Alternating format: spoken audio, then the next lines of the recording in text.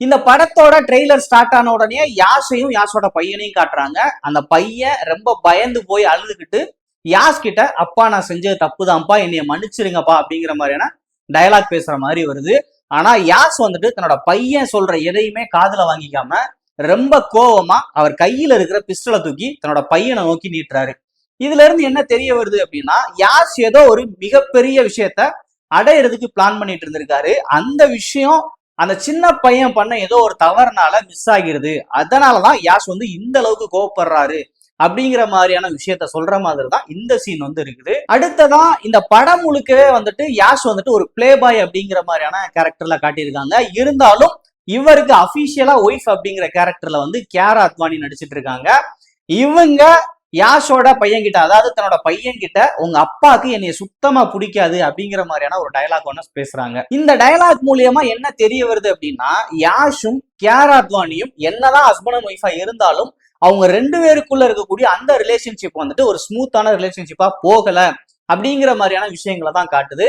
இந்த dialogue delivery வர்ற டைம்லயும் சரி, அடுத்து இருக்கக்கூடிய ஒரு சில சீன்ஸ்லயும் சரி, யாஷோட பையனா இருக்கக்கூடிய அந்த சின்ன பையன் வந்துட்டு ஜோக்கர் இருக்குல்ல, நம்ம பேட்மேன் சீரீஸ்லாம் வருவார்ல ஜோக்கர், அவர் மாதிரியான ஒரு கேரக்டரா, அந்த அவர் வந்துட்டு அவனோட ஃபேஸ்ல அந்த மாதிரியான பெயிண்டிங் பண்ணிருப்பார்ல, அந்த மாதிரியான பெயிண்டிங் பண்ணி இருக்கக்கூடிய ஒரு கேரக்டரா காட்டுறாங்க. ஒருவேளை இந்த படத்தோட டைரக்டர் வந்துட்டு நம்ம ஜோக்கரோட ஃபேனா இருப்பாங்க அப்படின்னு நினைக்கிறேன். அதனாலதான் அந்த ஜோக்கர் கேரக்டரை வந்து நம்ம எல்லாருக்கும் ரிமைண்ட் பண்ற மாதிரியான இந்த ஒரு சீக்வன்ஸை வச்சிருக்காங்க.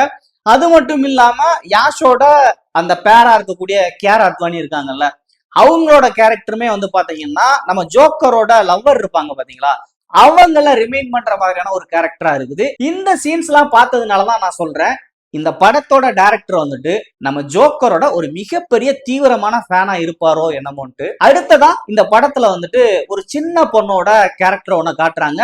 காட்டி முடிச்ச அடுத்த ஃப்ரேம்லயே வந்து பாத்தீங்கன்னா நயன்தாராவோட கேரக்டரை காட்டுறாங்க.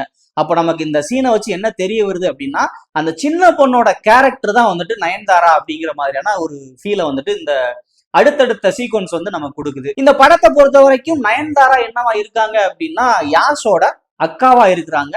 அது மட்டும் இல்லாம அவங்க ஒரு டயலாக் ஒண்ணு வந்து சொல்றாங்க. அது என்ன டயலாக் அப்படின்னா, யாஷ் கிட்ட, ராயா இந்த சிட்டி முழுவதையும் நீ தான் ஆளணும் அப்படிங்கிற மாதிரியான ஒரு டயலாக் சொல்றாங்க. இந்த டயலாக் மூலியமா நமக்கு என்ன தெரிய வருது அப்படின்னா, ராயா அப்படிங்கிற கேரக்டர்ல இருக்கக்கூடிய யாஷ் வந்துட்டு அந்த சிட்டி முழுக்கவும் ஃபோலா தன்னோட கண்ட்ரோல்ல எடுத்து ஒரு பெரிய டானா வர்றதுக்கான முயற்சிகள்ல ஈடுபடுறாரு அப்படிங்கிற மாதிரியான ஒரு விஷயத்த இந்த டயலாக் டெலிவரி வந்து நமக்கு தெரியப்படுத்துது.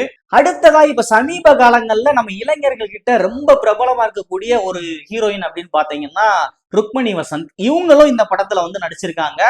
ஏற்கனவே இந்த படத்துல யாஷ் வந்துட்டு ஒரு பிளே பாய் மாதிரியான கேரக்டர்ல ஆக்ட் பண்ணிருக்காரு அப்படின்னு சொல்லியிருந்தோம். இதற்கு முந்தைய ருக்மணி வசந்த் நடிச்ச படங்கள் எல்லாத்துலயுமே பாத்தீங்கன்னா ஒரு ஹோம்லி கேலான கேரக்டர்ல தான் ஆக்ட் பண்ணியிருந்தாங்க. இந்த படத்துல யாஷும் பிளே பாய் இவங்களும் நடிச்சிருக்காங்க. இவங்க ரெண்டு பேருக்கும் இடையில 18+ மாதிரியான காட்சிகளை வச்சு நம்ம இளைஞர்களோட மனசை புண்படுத்திடுவாங்களோ அப்படின்னு நினைச்சேன். ஆனா அதுதான் இல்ல. இந்த படத்துல வந்து ருக்மணி வசந்த் வந்துட்டு யாஷோட டீம்ல இருக்கக்கூடிய ஒரு டீம் மெம்பர் மாதிரி தான் காட்டுறாங்க. மத்தபடி இந்த ட்ரெய்லர்ல எதுலையுமே யாஷுக்கும் ருக்மணி வசந்துக்கும் எந்த ஒரு தவறான விஷயங்களும் நடக்கிற மாதிரி காட்டல. அதனால இவங்க அந்த டீம் மெம்பரா இருந்துட்டு யாஷ்க்கு ஹெல்ப் பண்ணக்கூடிய ஒரு கேரக்டரா இந்த படத்துல நடிச்சிருப்பாங்க அப்படிங்கிற விஷயம் தெரிய வருது. அடுத்ததான் இந்த படத்துல ஒரு வயசான கேரக்டர் ஒண்ணு காட்டுறாங்க. அவர் ஒயிட் கலர்ல பியர்ட் எல்லாம் வச்சிருக்காரு. அவர் தான் இந்த படத்தோட வில்லன் அப்படிங்கிற மாதிரியான சீன் சீக்வன்ஸ் எல்லாம் வருது. இவர் நம்ம யாஷ் கிட்ட ஒரு டயலாக் ஒண்ணு பேசுறாரு. என்னோட தம்பியை என்னடா பண்ண அப்படின்னு கேட்கிறாரு. இந்த டயலாக்கு நம்ம யாஷ் வந்து பயங்கரமான ரிப்ளை ஒண்ணு கொடுக்குறாரு. என்ன அப்படின்னு பாத்தீங்கன்னா, உன் தம்பியை எரிச்சு அவன் சாம்பலை எடுத்து லைன் போட்டு உறிஞ்சிருவேன் அப்படின்னு சொல்றாரு.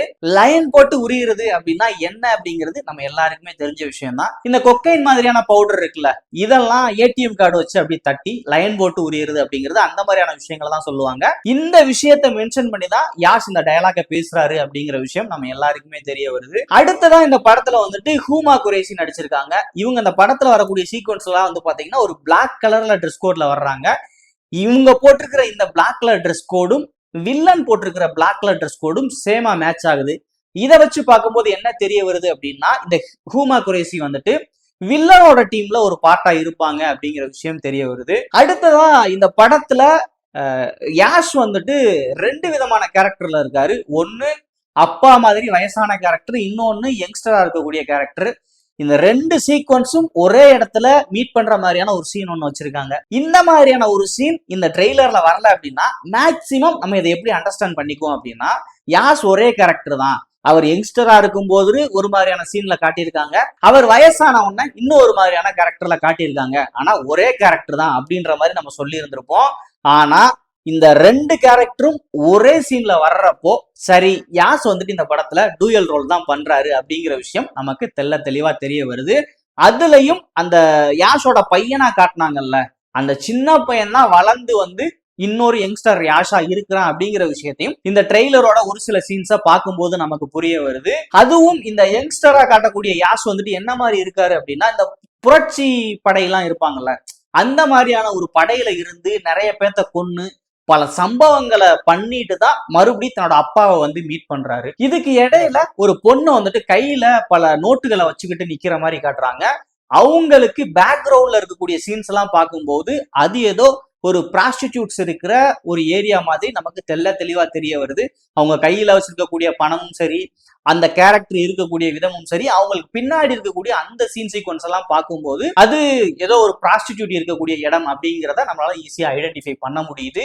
ஒருவேளை அந்த ப்ராஸ்டிடியூட்டா காட்டுறாங்கல்ல, அவங்களுக்கு பிறந்தவர் தான் அந்த ராயா அப்படிங்கிற கேரக்டரா இருக்கக்கூடிய யாசா இருக்குமோ அப்படிங்கிற விஷயத்தையும் இந்த கேரக்டர் வந்து நமக்கு ஏதோ ஒரு விதத்துல கனெக்ட் ஆகுற மாதிரி தோணுது. அப்படி ஒரு அம்மா கிட்ட இருந்து வந்த ஒரு பையன் ஒரு சிட்டியவே தன்னோட கண்ட்ரோல் எடுத்து ஒரு மிகப்பெரிய டானா வர்றதுதான் இந்த படத்தோட கதையா இருக்குமோ அப்படிங்கிற மாதிரியான சீன்ஸை தான் வந்துட்டு இந்த ட்ரெய்லர் வந்து நமக்கு தெளிவா தெளிவுபடுத்துது. அடுத்ததா இந்த அப்பாவா இருக்கக்கூடிய யாஷ், அதாவது ராயா அப்படிங்கிற கேரக்டர்ல இருக்கக்கூடிய யாஷும் அவரோட பையனா இருக்கக்கூடிய யங்ஸ்டரா காட்டக்கூடிய யாஷும் வந்துட்டு சண்டை போட்டுக்கிற மாதிரியான சீன் சீக்வன்ஸா காட்டுறாங்க. இது நமக்கு என்ன மாதிரியான விஷயங்களை வெளிப்படுத்துது அப்படின்னா, அந்த கியாரா அத்வானி சொன்னாங்கல்ல, உன்னோட அப்பாவுக்கு என்னைய சுத்தமா பிடிக்காது அப்படின்ற மாதிரி சொன்னாங்கல்ல, அந்த அம்மாக்காக ரிவெஞ்ச் எடுக்கிறதுக்காக தான் அந்த யங்ஸ்டரா இருக்கக்கூடிய யாஷ் வந்துட்டு அப்பாவா இருக்கக்கூடிய அந்த ராயா கேரக்டர்ல இருக்க யாஷை தேடி வர்றாரு அப்படிங்கிற மாதிரியே இந்த படத்தோட ட்ரெய்லர் வந்து நமக்கு கனெக்ட் ஆகுது. அதை உறுதிப்படுத்துற விதமாகவும் இந்த படத்தோட ட்ரெய்லர் முடிய போறப்போ அந்த அப்பா கேரக்டர்ல இருக்கக்கூடிய யாஷும் அந்த யங்ஸ்டர் கேரக்டர்ல இருக்கக்கூடிய யாஷும் வந்துட்டு சண்டை போடுற மாதிரியான ஒரு சீன் சீக்வன்ஸ் வச்சிருக்காங்க. அதுல அந்த யங்ஸ்டரா இருக்கக்கூடிய யாஷ் வந்துட்டு ஒரு டாப் ஷாட் ஒன்னு அடிச்சு எந்திரிச்சு உட்காருவாரு. அப்ப அந்த ஃப்ரேமை சொல்லட்டி கீழே கிடக்குற அந்த ராயா கேரக்டர் இருக்கக்கூடிய யாஷை காட்டுவாங்க. இப்படிதான் இந்த ட்ரெய்லர் வந்துட்டு முடியுது. உங்களுக்கு தெரிஞ்சு நான் இந்த ட்ரெய்லர்ல ஏதாவது ஒரு சீன் சீக்வன்ஸை மிஸ் பண்ணியிருந்தேன் அப்படின்னா நீங்க மறக்காம இந்த வீடியோல வந்து கமெண்ட் பண்ணிட்டு போங்க. நாம இது வரைக்கும் நம்மளோட வீடியோல டாக்ஸிக் படத்தோட ட்ரெய்லர் எப்படி இருக்கு அப்படிங்கிற விஷயத்தை தான் டீகோட் பண்ணோம். மீண்டும் அடுத்த வீடியோல வேற ஒரு படத்தின் விமர்சனத்தோடு உங்களை வந்து சந்திக்கிறேன். அதுவரை உங்களிடமிருந்து விடைபெறுவது நான் விஜய் ராஜா.